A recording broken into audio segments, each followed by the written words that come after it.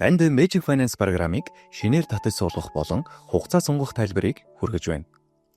Та интернет браузероо нээгээд Magic Group CG-ийн вебсайт руу нэвтэрж орно. Веб хуудасны мэдээллийг бага зэрэг доош гүйлгэж, программын код илгээх гэсэн товч дээр дарна. Гарч ирсэн OneDrive хуудасны Magic Finance CG-exe гэсэн файлын урд талын бөөрөнхийг чеклэн. Дээр CSS-т байрлах download товчийг дарна. Ингэж install файлыг татах явцад download error үүсвэл download хэсгийн ард байрлах 3 цэгийг дарж keep сонголтыг сонгоно. Ингэснээр cancel, delete гэсэн хоёр сонголттой цонх гарч ирэх ба delete товчны ард байх 3 цэг дээр дарж keep anyway сонголтыг сонгосноор файл татагдаж эхэлнэ. Татагдсан файл нь таны компьютерийн downloads хавцанд Magic Finance CG-exe нэртэйгээр хадгалагдсан байх бөгөөд дээр нь хулганаараа 2 товшилт хийж өгснөөр нээгдэх юм.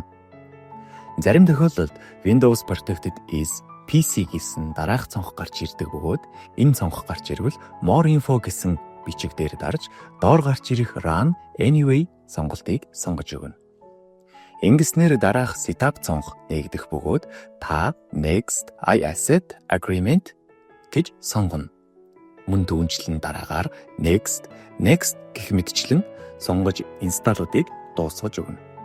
Install дууссаны дараа таны дэлгэц дээр томоор Magic нэртэй хавтас үүссэн байх бөгөөд тухайн хавцсан дотор байрлах serial code 6-аас PE нэртэй файлыг нээн.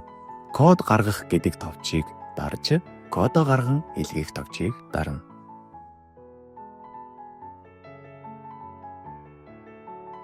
Илгээх товчийг дарснаар дэлгэц дээр харагдах бүртгэл шалгах гэсэн хэсэг гарч ирэх бөгөөд та мэдээлэлээ бөглөнө. Мэдээлэлээ бүртгэхдээ утасны дугаар, мэйл хаягаа анхааралтай үнэн зөв бөглөхийг анхаарна. Мөн та код илгээж байгаа шалтгаан болон сунгаж байгаа хугацаа баримт авах хэсгээ бөглөн үргэлжлүүлэх товч дарна.